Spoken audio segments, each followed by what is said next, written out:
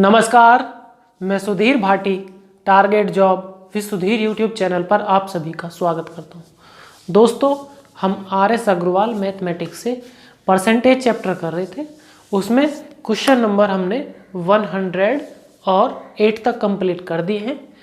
जो भी वीडियो है वो प्लेलिस्ट में अवेलेबल है। आप डिस्क्रिप्शन में जाओ, वहाँ पे प्लेलिस्ट का लिंक है, वहाँ पे क्लिक करो और आप पीछे की वीडियो देख सकते हो। तो चलो दोस्तों, आगे के क्वेश्चनों को सॉल्व करते हैं। Question number 109। कोई व्यक्ति अपनी आय का 80% खर्च करता है और निर्वाह खर्च में वृद्धि होने के कारण उसके खर्च में 37.5% की वृद्धि होगी। आय भी उसकी 16 से ही 2/3% बढ़ी है। तो ये बताओ अब वह कितना बचा रहा है। भाई एक बात बताओ, पहले इसमें 2 परसेंटेज दिए हैं, उनको कैलकुलेट कर लेते हैं। एक तो है 37.5%। तो देखो 37.5% को हम लिख सकते हैं 37 सही 1/2 को बोलते हैं हम 75/2।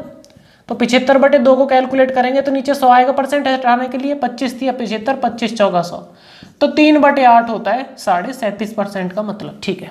और एक दूसरी परसेंटेज है 16 से ही 2/3। देखो याद होना चाहिए, 16 से ही 2/3 को हम क्या बोलते हैं, 1/6 बोलते हैं। 16 × 48 और 2 50/3 हो गया।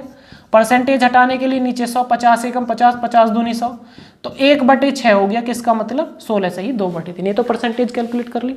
अब उसके बाद ये बड़ा आसान क्वेश्चन है। उसने बोला है कि पहले वे 80% खर्च करता था। अगर हम 100 रुपये मानेंगे कि भाई 100 रुपये वो कमाता होगा और 80% खर्च करता होगा, तो 80 रुपये खर्च करता होगा। अब उसने बोला है कि उसकी आय में वृद्धि हुई है 1/6 की, 16 से ही 2/3%। तो अगर हम 1/6 की वृद्धि हुई है तो इसको लिख सकते हैं भाई 6 रुपये कमाता होगा, तो अब 6 7 रुपये होगी। 6 से उसकी कितनी होगी, 7/6 होगी उसकी क्या आय। लेकिन अगर हम 100 का 7/6 निकालेंगे तो ये कैलकुलेट नहीं होगा, पॉइंटों में पहुंच जाएगा। तो इसलिए हम एक ऐसी संख्या मानेंगे जो नीचे 6 से कट जाए। भाई 7/6 होनी है ना अब आय जो नहीं होगी उसकी।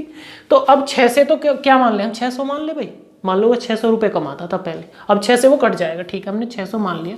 ऐसी संख्या मानेंगे जो 6 से कट जाए, ठीक है ना। उससे कैलकुलेशन थोड़ी आसान हो जाती है। भाई 6 से काटेंगे 100 बार, तो 100 की गुना अगर 7 में करेंगे तो 700 होगी। अब नहीं आए, नहीं आए कितनी होगी अब 700।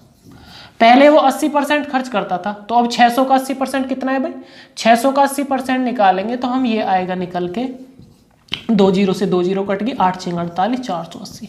पहले वो 480 रुपये खर्च करता था। अब उसने बोला है कि अब उसके खर्च में भी वृद्धि हो गई है। खर्च में कितनी वृद्धि हुई है, 3/8 की। मतलब पहले 8 खर्च करता था तो अब 3 और कर रहा है एक्स्ट्रा। कितना कर रहा है, 11/8। अब कितना खर्च कर रहा है, 11/8। तो अगर हम 480 का 11/8 निकाल देंगे, 11/8, तो क्या निकल के आएगा, 8 × 48 और 11 × 66। अब 660 रुपये खर्च कर रहा है। अब कितने खर्च कर रहा है वो, 660 रुपये। तो अब उसने ये पूछा है कितने प्रतिशत खर्च कर रहा है वो, ठीक है ना, कितने प्रतिशत बचत, सॉरी, उसने पूछा है कितने प्रतिशत उसकी बचत है। तो अगर हम बचत देखें तो 700 रुपये अब वो कमा रहा है, 660 रुपये खर्च कर रहा है, 40 रुपये की बचत कर रहा है। कितने पर, 700 रुपये पर। 700 रुपये पर 40 रुपये की बचत कर रहा है। और प्रतिशत के लिए 100 की गुना करेंगे, 2 जीरो से 2 जीरो कट गई, 7 से काटेंगे तो 7 × 5 = 35 होते हैं, 5 शेष बचेगा /7। तो कितने प्रतिशत है अब उसकी बचत, 5 से ही 5/7%। बड़ा आसान क्वेश्चन है। बस हमने इन कैलकुलेशन किसको कर ली, इन परसेंटेज को कैलकुलेट कर लिया। एक 3/8 आई निकल के, एक 1/6 आई निकल के, उससे क्वेश्चन को सॉल्व कर दिया। यहाँ पे हमने 600 इसलिए लिए क्योंकि नीचे 6 था, 6 से 100 कट नहीं रहा था। अगर हम 100 मानते तो पॉइंटों में बात पहुँचती और कैलकुलेशन थोड़ी ज़्यादा हो जाती। बड़ा आसान क्वेश्चन है। नेक्स्ट क्वेश्चन है, राम अपनी मासिक आय का 20% घरेलू आवश्यकताओं पर, मान लो 100 रुपये कमाता होगा वो, और बोला है कि 20% अपनी घरेलू आवश्यकताओं पर, 20% उसने घरेलू आवश्यकताओं पे खर्च कर दिया। ठीक है। उसके बाद शेष का, अब शेष कितना बचा, 80।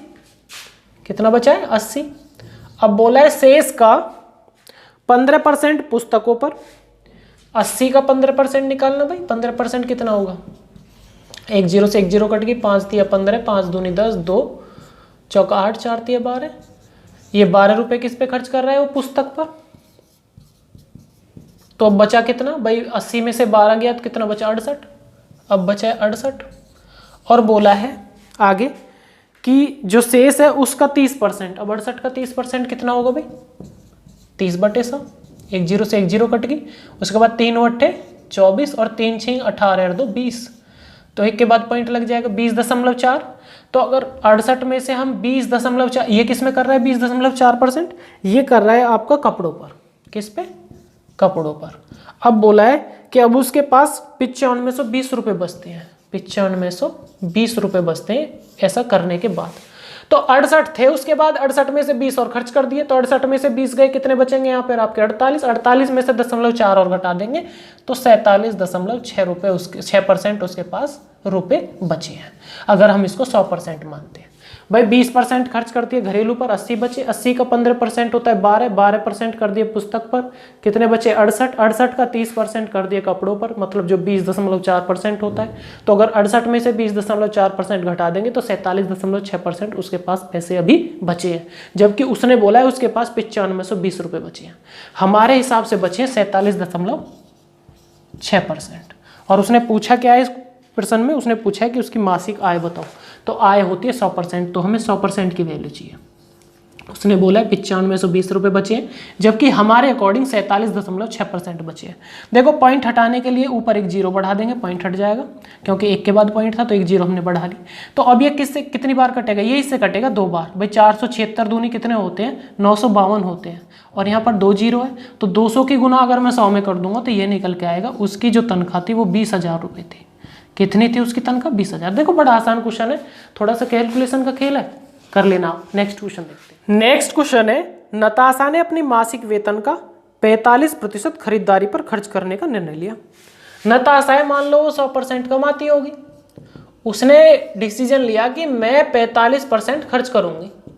ठीक है भाई, खर्च कर ले तू। उसके बाद बोला है उसने 11,475 रुपये खर्च कर दिए, 11,475 रुपये खर्च कर दिए उसने। ठीक है, और बता रही है कि यह तो अभी जो है यह धन उसके खर्च किए जाने वाली राशि का 60% था। उसने बोला कि जितने पैसे मुझे खर्च करने थे ना, जो 45% थे, अभी इनका 60% ही खर्च हुआ है। टोटल जितने रुपए मैंने डिसाइड किए थे कि मुझे इतने खर्च करने हैं, इसका तो भी 60% ही खर्च हुआ है। तो इसका मतलब 45 का 60% खर्च हुआ है अभी। तो 45 का 60% कितना होगा, 60/100। 2 जीरो, 1 जीरो से 1 जीरो कट गई। उसके बाद देखो गुना कर लो, 6 पंजे 30 और 6 चौक 24 और 3 27/10। तो 1 जीरो से 1 जीरो कट जाएगी, मतलब अभी तो 27% खर्च हुआ है। कितना खर्च हुआ है, 27%। उसने पूछा क्या है, उसने पूछा है ये बताओ नताशा कितने कमाती है। भाई एक बात बताओ, जब 11,475 रुपये बताए कि मैंने अभी इतने खर्च करे हैं, और हमने कैलकुलेट करके निकाला कि अभी तो उसने 27% ही खर्च करे। अगर 11,475 रुपये 27% की वैल्यू है तो हमें चाहिए 100% की वैल्यू, क्योंकि वो 100% कमाती थी। देखो 27 से अगर हम इसको काटेंगे तो देखो 9 से काट लो, 9 × 27, 9 से काटेंगे 9 × 9, कितना बच गया 2, 24 हो गए, 9 दूनी 18, कितने बच गए 6, 67 हो गए, 9 सत्ते 63 और 9 पंजे 45। 3 से काटेंगे, 3 चौका 12, 3 दूनी 6 और 3 पंजे 15, 2 जीरो चिपका दो। इसका मतलब वो 42,500 रुपये कमाती थी। उसकी मासिक आय कितनी थी, मासिक वेतन जो सैलरी थी उसकी, वो 42,500 रुपये थी। बड़ा आसान। नेक्स्ट क्वेश्चन है, मिस्टर अग्रवाल ने अपने धन का 30% भाग अपनी पत्नी को दे दिया। मान लो 100% कमाता होगा, 30% पत्नी को दे दिया, वाइफ को, और उसके बाद क्या बोला है, शेष धन का आधा अपनी पुत्री को दे दिया। अब शेष धन कितना बचा है उसके पास, 70%। इसका आधा मतलब 35 किसको दे दिया, 35% अपनी पुत्री को दे दिया। ठीक है भाई, अब कितना बचा उसके पास, ये डॉटर को दे दिया 35। ठीक है, उसके बाद बोला है बचे हुए धन को 5 पुत्रों में बराबर बांट दिया। बचा धन कितना है, 35 ही बचा, 35%, और बोला है कि 5 पुत्रों में बांट दिया है। तो अगर 35% धन है और 5 पुत्रों में बांट दिया तो 5 से भाग देंगे, 7% एक को मिला है, एक पुत्र को कितना मिला है, 7%।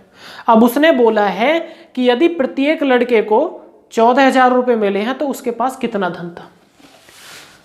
हमें तो पता चला है कि 7% मिलता है एक लड़के को, जबकि क्वेश्चन में बोला है कि एक लड़के को मिलता है 14,000 रुपये। तो अगर 7% की वैल्यू 14,000 है तो 1% की कितनी होगी, 7 एकम 7 और 7 दूनी 14। 1% की वैल्यू 2,000 रुपये। कितनी है, 2,000। तो हमें कितने की चाहिए, हमें 100% की वैल्यू चाहिए, क्योंकि वो 100% उसके पास धन था। तो भाई 2 जीरो यहाँ चिपका रहे हैं तो 2 जीरो यहाँ भी चिपका दो। तो वो कितने रुपए कमाता था, वो 2 लाख रुपए उसके पास धन था। कितना था, 2 लाख रुपए उसके पास धन था जिनका बंटवारा वह अपने पुत्र, पुत्री और पत्नी में कर रहा था। क्लियर? नेक्स्ट क्वेश्चन देखते हैं। नेक्स्ट क्वेश्चन, एक विद्यालय में छात्राओं का 1/5 भाग और छात्रों का 1/4 भाग 12 वर्ष से कम आयु के हैं। यदि विद्यालय में कुल 1000 विद्यार्थी हों तथा इनका 2/5 भाग छात्राएं हों। उसने बोला है कि 1000 विद्यार्थी हैं, इनका 2/5 भाग छात्रा हैं, मतलब लड़की हैं 2/5। तो इसका 2/5 निकालना, 5 दूनी 10, 200 दूनी 400, लड़की हैं 400। अगर 1000 में से 400 लड़की हैं तो 600 क्या है लड़के? कोई परेशानी आता? क्लियर? अब उसने शुरू में बोला है कि भाई जो ये छात्र हैं टोटल, इनमें छात्रा जो हैं, छात्राओं का 1/5 भाग और छात्रों का 1/4 भाग 12 वर्ष से कम है। तो भाई अगर इनका 400 का 1/5 भाग और लड़कों का 1/4 भाग टोटल का, ये 12 वर्ष से कम है, निकालना कितने हैं? 5 से काटेंगे, 5 8 40, तो 80 तो लड़की 12 वर्ष से कम है। और इसको निकालना, 4 से कटेगा 15 चौका 60, 150 लड़के 12 वर्ष से कम है। अब उसने पूछा क्या है इसमें? उसने पूछा है तो 12 वर्ष तथा उससे अधिक आयु के, 12 वर्ष और उससे अधिक आयु के कितने प्रतिशत विद्यार्थी हैं। अब ये तो 12 वर्ष से कम हो गए, कितने? 15, 150 और 80 कितने हो गए? 230। 1000 में से अगर 230 12 साल से कम है तो 12 साल से ज्यादा वाले कितने हो गए? तो 230 को अगर हम 1000 में से घटाएंगे तो ये 770 निकल के आएगा। 770 छात्र 12 साल या 12 साल से अधिक उम्र के हैं। तो उसने पूछा कितने प्रतिशत है, तो 770 जो है 1000 छात्रों में से 770 12 साल से या 12 साल से ज्यादा उम्र के। और परसेंटेज के लिए हम 100 के गुना कर देंगे, 2 0 से 2 0, 1 0 से 1 0, तो 77% छात्र ऐसे हैं जो या तो 12 साल के हैं या उससे अधिक है। आया होगा समझ में? Clear? Next question. Next question है, दिया गया है कि एक ही आय का 10% बराबर, एक ही आय का 10% बराबर, एक ही आय का 10% बराबर बी की आय का 15% बराबर सी की आय का 20%, बराबर सी की आय का 20%। तो हमसे बोला है कि यदि तीनों की आय का योग 78,000 है, यदि तीनों की आय का योग कितना है? 78,000 है, तो ये बताओ बी की आय कितनी है? कोई नहीं भाई, पहले इनका रेशियो निकालना है। बराबर है तो देखो भाई, परसेंटेज से परसेंटेज सारे कट जाएंगे और इसको 5 से काट लेते हैं। 5 दूनी 10, 5 तिया 15 और 5 चौका 20। देखो रेशियो तो आप पे निकालना आता होगा। तो 2a बराबर 3b बराबर 4c। तो अगर हमें a का चाहिए तो a को छुपा लो, बाकी की गुना कर दो, 4 तिया 12, तो a के नीचे लिख लो 12। अगर हमें b का चाहिए तो b को छुपा लो, बाकी की गुना कर दो, 4 दूनी 8, ये b का आ गया 8। और अगर हमें c का चाहिए तो c का छुपा लो और बाकी की गुना कर दो, 3 दूनी 6। तो ये इनका अनुपात आ गया आय का। देखो अभी कट सकता है ना? हाँ कट सकता है, 2 से काट ले, 2 छिक्का 12, 2 चौका 8 और 2 तिया 6। ठीक है, ये इनका अनुपात आ गया आय का 6 4 3। उसने बोला है तीनों 78,000 रुपए कमाते हैं, जबकि हमारे अकॉर्डिंग तीनों कमा रहे हैं 6 और 4 10 और 3 13। हमारे अकॉर्डिंग कितने कमा रहे हैं? 13। अपने की भाग देंगे, उसने बोला है 78,000, हमारे हिसाब से 13। और पूछा किसका? बी का, तो बी कितना कमा रहा है? 4, बी की गुना कर दो, तो 13 से काटेंगे, 13 6 78, 6,000 और 6,000 चौका होते हैं 24,000। तो 24,000 जो ये वेतन है ये किसका है? ये बी का है। ये इस प्रश्न में पूछा गया है। समझ में आया? नेक्स्ट क्वेश्चन देखते हैं। नेक्स्ट क्वेश्चन है, मोहन ने अपनी कुल संपत्ति अपने पत्नी, 3 पुत्र, 2 पुत्री तथा 5 नातियों में इस प्रकार वितरित की है कि प्रत्येक नातिन को पुत्र का 1/8। जो नातिन है, मैंने लिख रहा हूं इसको क्या है?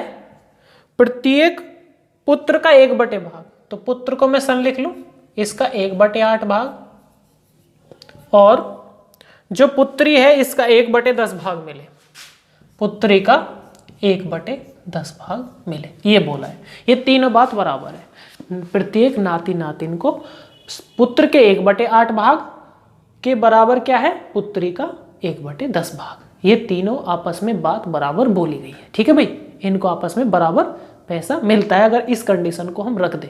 ठीक है, फिर आगे बोला है उसकी पत्नी को उसके पुत्रों एवं पुत्रियों का कुल भाग का 40% मिलेगा। एक बात बताओ मुझे, अगर ऊपर 1 है तो नीचे की वैल्यू डायरेक्ट होती है। मैंने पहले भी बताया कि अगर लिखा हुआ है कहीं a/2 बराबर b/3 और बराबर c है, चलो सिंगल है, तो हमें इनकी वैल्यू पूछे तो देखो जो नीचे वैल्यू होती है डायरेक्ट होती है। a की वैल्यू 2 है, b की 3 है और c के नीचे कुछ नहीं है तो 1 मान लेंगे। c की वैल्यू क्या है 1, ये डायरेक्ट वैल्यू होती है। तो यहाँ भी सेम कंडीशन है, ऊपर तो 1 है तो 1 की गुना s में करेंगे तो s ही रहेगा, d में करेंगे तो d रहेगा, नीचे 10 आएगा, नीचे 8 है और यहाँ कुछ नहीं है तो 1 मान लो। तो nn की वैल्यू 1 है, s की वैल्यू 8 है और d की वैल्यू 10 है। ठीक है, ये इनके अनुपात आ गए। ठीक है, अब उसने इसमें बोला है कि उसके पुत्रों एवं पुत्रियों के कुल भाग का 40% मिलता है किसको, उसकी पत्नी को। पुत्र कितने हैं उसके, पुत्र है 3 पुत्र हैं। अगर एक पुत्र को 8 रुपए मिलते हैं तो 3 को कितने मिलेंगे भाई, ये इनका रेशो आया, अनुपात मान रहे हैं हम, इस अनुपात को जो रेशो को यही मान लेते हैं कि इतने रुपए एक को मिलते हैं। तो अगर एक को 8 मिलते हैं पुत्र को तो 3 पुत्र को कितने मिलेंगे, 8 या 24। ठीक है, और टोटल पुत्री कितनी है, पुत्री है यहाँ पे 2, तो एक पुत्री को 10 तो 2 को कितना मिलेगा 20, तो टोटल कितना मिल गया 44 दोनों को। बोला है कि पत्नी को इन दोनों के जो कुल योग है जो इनको दोनों को मिलेगा उसके 40% के बराबर हिस्सा मिलेगा। तो 44 का कितना 40% कितना होगा, निकालना भाई 44 का 40% क्या आएगा निकल के, 1 0 से 1 0 कट गई, 4 चौक 16 और 4 चौक 16 1 17, नीचे 10 है तो एक के बाद पॉइंट मिल जाएगा। तो 17.6 इतने रुपए किसको मिलेंगे, पत्नी को। क्लियर। अब उसने इसमें पूछा है तो अगर उसकी प्रत्येक पुत्री को 1,25,000 रुपए मिले, पुत्री को कितने मिलते हैं 10, तो अगर 10 अनुपात की वैल्यू कितनी है 1,25,000, 1,25,000। अभी मैं वही लिख रहा हूं जो इस क्वेश्चन में बोला है, बाकी अपने पास से मैंने कुछ नहीं लिखा है। उसके बाद बोला है तो ये बताओ उसकी पत्नी और 3 नाती नातिनों को कितना धन मिलेगा। एक बात बताओ, पत्नी को कितना मिलना है, मैंने भी बताया 17.6। 3 नाती नातिनों को कितना मिलेगा, अगर एक नाती नातिन को 1 रुपए मिलता है तो तीनों को कितना मिलेगा 3 रुपए मिलेंगे, तो 3 और जोड़ दो तो टोटल कितने मिलने वाला है 20.6। तो अब हमें यह पता चल गया कि अगर 10 अनुपात की वैल्यू इस क्वेश्चन में 1,25,000 दी हुई है तो हमें चाहिए कितने अनुपात की वैल्यू, 20.6 अनुपात की वैल्यू चाहिए। तो अगर 1,25,000 10 अनुपात की वैल्यू है तो 20.6 अनुपात की वैल्यू हमको चाहिए। तो देखो पॉइंट हटाने के लिए नीचे 0 बढ़ा लेंगे तो 1 0 से 1 0 कट जाएगी। अब देखो इसको काटे हम तो ये 2 से कट जाएगा, 2 पंजे 10, देखो 0 नहीं काटेंगे थोड़ी कैलकुलेशन आसान हो जाएगी। 2 से काटेंगे 2 पंजे 10, 2 से कट जाएगा 103 बार, और इस 5 से जो 125 ये जो बार है 1500 ये कट जाएगा कितनी बार, 5 दूनी 10 और 5 पूरे 25, 2500 बार कट जाएगा। तो अगर मैं 103 में 2500 की गुना करूंगा तो वो टोटल धन निकल के आ जाएगा जो पूछा गया है। तो 103 की 2 बार इनमें करूंगा 2500 में गुना तो 2 0 तो पीछे आएंगी। उसके बाद 103 पंजे कितने होते हैं 515, 5 हासिल 51, 103 दूनी कितने होते हैं 206, और 206 में अगर मैं 51 जोड़ दूंगा तो 51 और 6 कितने होते हैं 57, 257 आ जाएगा, 257। तो भाई ये धन जो इसमें पूछा गया है ये इनको मिलेगा 2,57,500। बड़ा आसान क्वेश्चन है, बस समझाने का ही तरीका आपको समझ में आना चाहिए जिसको मैं समझाना आपको चाह रहा हूं। उसने बोला है कि नाती नातिन को पुत्र के 1/8 का और पुत्री का 1/10 का जो हिस्सा है वो आपस में बराबर है। हमने पता चला यहां से रेशियो निकल के आया, नाती नातिन का 1, पुत्र का 8 और पुत्री का 10। फिर आगे इसमें बोला है कि पत्नी को पुत्र और पुत्रियों को जितना धन मिलेगा उसका 40% मिलेगा। तो हमें पता चला अगर एक पुत्र को 8 रुपए मिलते हैं तो 3 पुत्रों को 24 मिलेंगे क्योंकि 3 पुत्र हैं। अगर एक पुत्री को 10 रुपए मिलते हैं तो 2 को 20 मिलेंगे। तो टोटल कितने मिलने वाले हैं इनको 44। इन टोटल का 40% मिलेगा पत्नी को। तो अगर 44 का 40% निकालेंगे तो 17.6 रुपए मिलेंगे पत्नी को। उसने बोला है कि पत्नी और 3 नाती नातिनों का टोटल योग बता दो कितना मिलेगा। तो पत्नी को 17.6 मिलेंगे, नाती नातिन एक को 1 रुपया मिलता है तो 3 को 3 रुपए मिलेंगे, तो टोटल हो जाएंगे 20.6 की वैल्यू चाहिए हमें पता है कि एक पुत्री को कितने मिलते हैं 1,25,000। हमारे हिसाब से उसे 10 रुपए मिलते हैं क्योंकि अनुपात हमने निकाल रखा है। अगर 10 अनुपात की वैल्यू 1,25,000 है तो हमें 20.6 की वैल्यू निकाली तो 2,57,500 रुपये मिलेंगे। क्लियर। नेक्स्ट क्वेश्चन देखते हैं। नेक्स्ट क्वेश्चन है, एक कॉलेज के सभी छात्रों में से 12% खेल में रुचि रखते हैं। 12% खेल में है भाई, ठीक है। आगे बोला है कुल छात्रों के 10% रुचि गायन में है, मतलब 10% गायन में है। उसके बाद बोला है तथा कुल छात्रों के 3/4 नृत्य में, मतलब डांस करते हैं। भाई 3/4 100% का निकालें तो 3/4 होते हैं, बोलते हैं 75% को। किसको बोलते हैं? 75%। निकाल लो। अगर टोटल 100% छात्र होंगे तो उसके 3/4 कितने होंगे? 3/4, 4 से कट गया 25, 25 दिया 75। 75% डांस करते हैं। लिख लो भाई 75% क्या करते हैं? नृत्य, ठीक है। उसके बाद बोला है यहाँ पे 15 छात्र ऐसे हैं जो किसी भी गतिविधि में रुचि नहीं रखते। अब 15 छात्र ऐसे बता दिए, ये कुछ भी नहीं करते, ना तो खेलते हैं, ना गायन, नहीं डांस, कुछ भी नहीं, किसी चीज में ये रुचि नहीं रखते। तो उसने पूछा है कॉलेज में कुल कितने छात्र हैं। अब बताओ कितने परसेंटों ने पार्टिसिपेट कर लिया है। तो ये कितना हो गया हमारा? 5 और 2 7, और 7 और 2 9, 97% छात्र पार्टिसिपेट करते हैं किसी ना किसी एक्टिविटी में। अब कितने परसेंट नहीं करते? 3% नहीं करते। और इस 3% की वैल्यू प्रश्न में 15 दी है। उसने बोला 15 छात्र नहीं करते।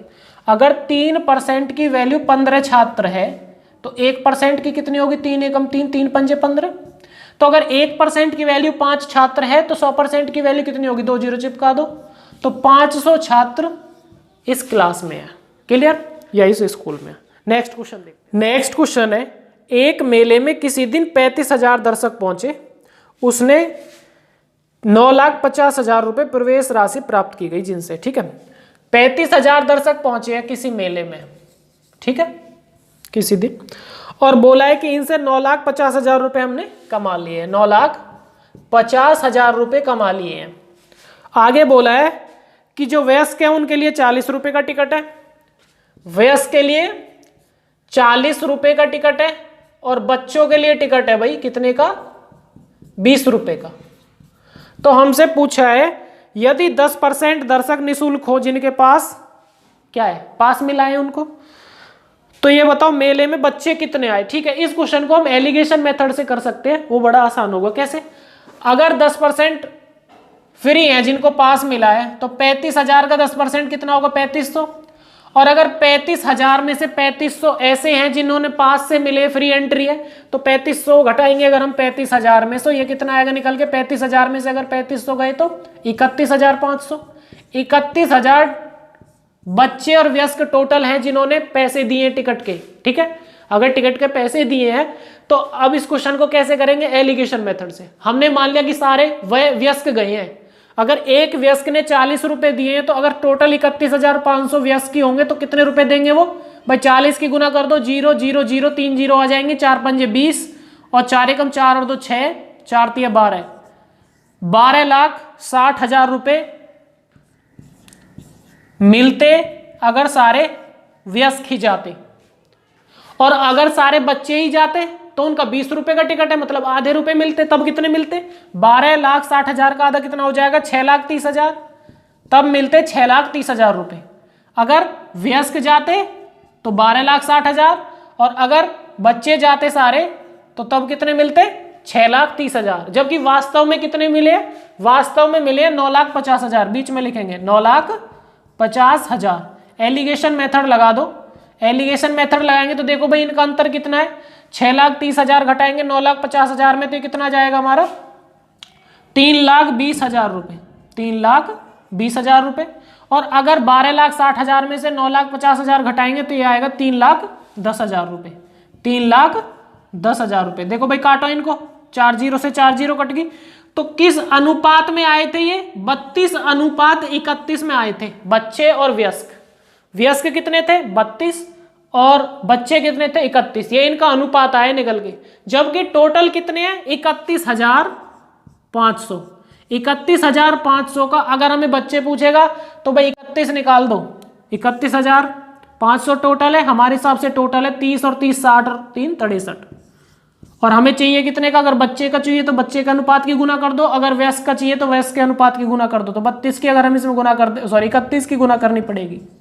तो देखो 63 से कितनी बार कटेगा ये भाई, 6 पंजे 30 होते, 3 पंजे 15 होते, 5 बार कट जाएगा 500 बार। और 500 की गुना अगर मैं 31 में कर दूं तो ये आएगा निकल के, पीछे 2 जीरो है, 5 एकम 5, 5 तिया 15, 15,500 बच्चे आए थे इस मेले में जिन्होंने टिकट लिया है। ठीक है, क्वेश्चन बड़ा आसान था, एलिगेशन मेथड से हमने इनको सॉल्व कर दिया। कैसे? उसने बोला एक 35,000 टोटल आए, हमको 9,50,000 रुपए मिले। उसने बोला है 10% पास से आए हैं फ्री, अगर 35,000 में से 10% पास से आए तो मतलब 3500 फ्री आए हैं। 35,000 में से अगर 3500 गए तो 31,500 ऐसे टोटल हैं जिन्होंने पैसे दिए हैं, बच्चे और वयस्क। अगर उसने, हमने मान लिया कि 40 रुपये अगर वयस्क का टिकट है, अगर सारे वयस्क आ गए तो 31,500 में 40 की गुना कर देंगे तो हमें पता चला कि 12,60,000 रुपये मिलने चाहिए थे हमको। फिर अगर सारे बच्चे आ जाएं तो 20 रुपये का टिकट है, फिर आधे मिलेंगे, 6,30,000, 20 की गुना कर लेना 31,500 में, तो 6,30,000 रुपये मिलते। जबकि वास्तव में कितने मिले हमको? 9,50,000। एलिगेशन मेथड लगाया तो हमें पता चला कि 32:31 में आए हैं कौन? वयस्क और बच्चे। तो उसने पूछा है कि बच्चे कितने हैं, टोटल कितने हैं? 31,500। हमारे हिसाब से टोटल कितने हैं? 32 और 31 63। अपने की भाग दी, चाहिए किसका? बच्चों का, तो बच्चे के अनुपात की गुना कर दी। 15,500 क्या आए निकल के यहाँ पे? बच्चे जो टिकट लेके इस मेले में आए थे। क्लियर? नेक्स्ट क्वेश्चन देखते हैं। नेक्स्ट क्वेश्चन है, किसी विद्यालय में लड़के तथा लड़कियां 3:2 के अनुपात में है। लड़के और जो लड़कियां हैं वो किस अनुपात में है? 3:2 में। उसने बोला है कि 20% लड़के और 30% लड़कियां छात्रवृत्ति लेने वाले, इनको वजीफा मिलता है। तो उसने बोला है कि छात्रवृत्ति न लेने वाले विद्यार्थी कितने प्रतिशत है। उसने बोला है कि 20% तो लड़के छात्रवृत्ति लेते हैं, ठीक है, और लड़की 30% लेती है। ठीक है, क्लियर? अब हमें पता है कि अगर इनको अनुपातों को हम, अगर इनका 20% या 30% निकालेंगे तो पॉइंट में आएगा।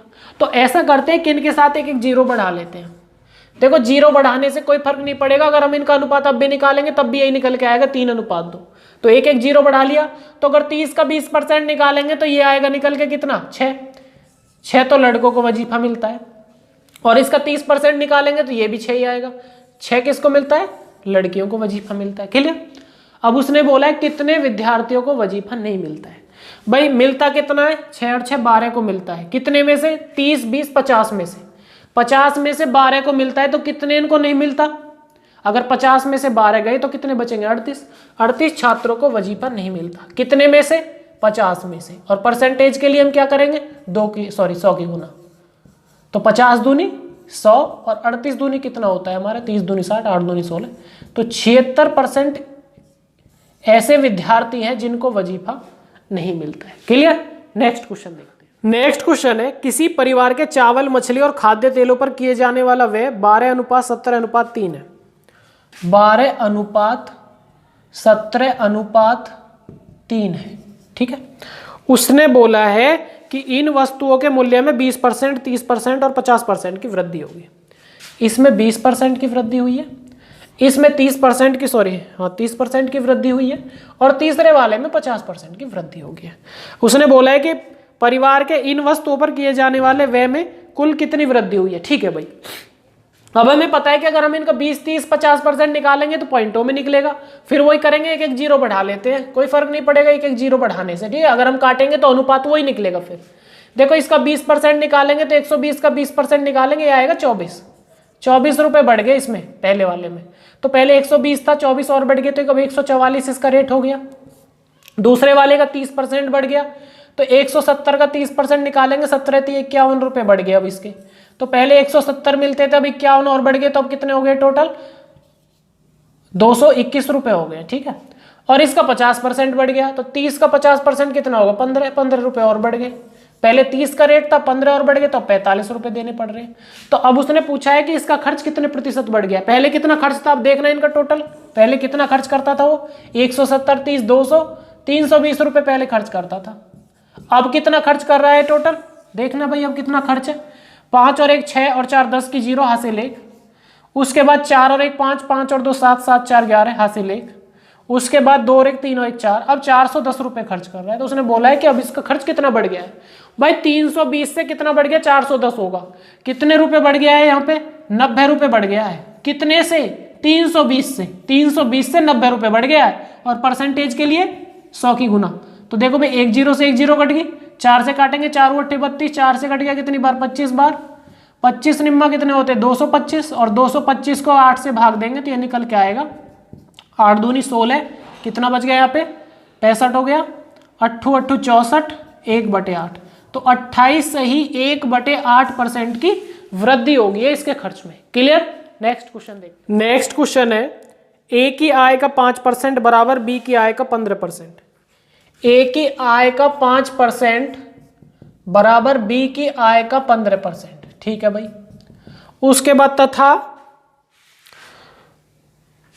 उसके बाद बी की आय का 10%, बी की आय का 10% बराबर सी की आय का 20%। ये बोला है। ठीक है, कोई नहीं।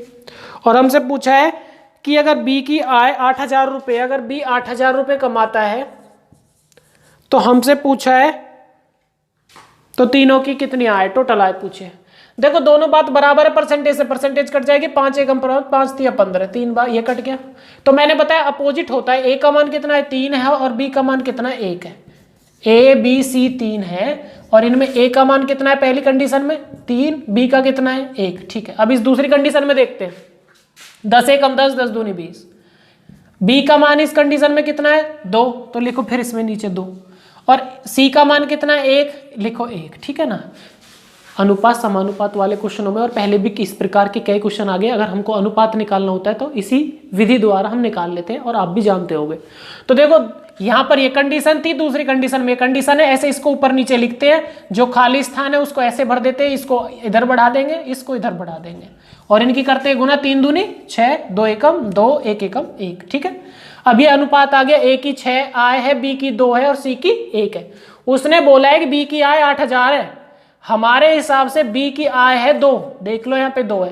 पूछा है टोटल आय बता दो तीनों की। तीनों की कितनी है 6 2 8 और 1 9। 9 की गुना कर दो, 2 से काटेंगे 4,000 और 4,000 की गुना अगर मैं 9 में कर दूंगा 9 चौक 36,000। तीनों की आय कितनी है 36,000 जो इस प्रश्न में पूछी गई है। क्लियर। मुझे उम्मीद है आपको सभी क्वेश्चन समझ में आए होंगे। अगर किसी क्वेश्चन में या किसी भी वीडियो में जो आपने देखी है कोई डाउट है, कुछ समझ में नहीं आता है या आपको लगता है कि कुछ गलत है, तो आप कमेंट बॉक्स में जाके अपने कीमती सुझाव दे सकते हैं। मिलते हैं नेक्स्ट वीडियो में और बाकी क्वेश्चनों को सॉल्व करते हैं। तब तक के लिए धन्यवाद, बाय बाय।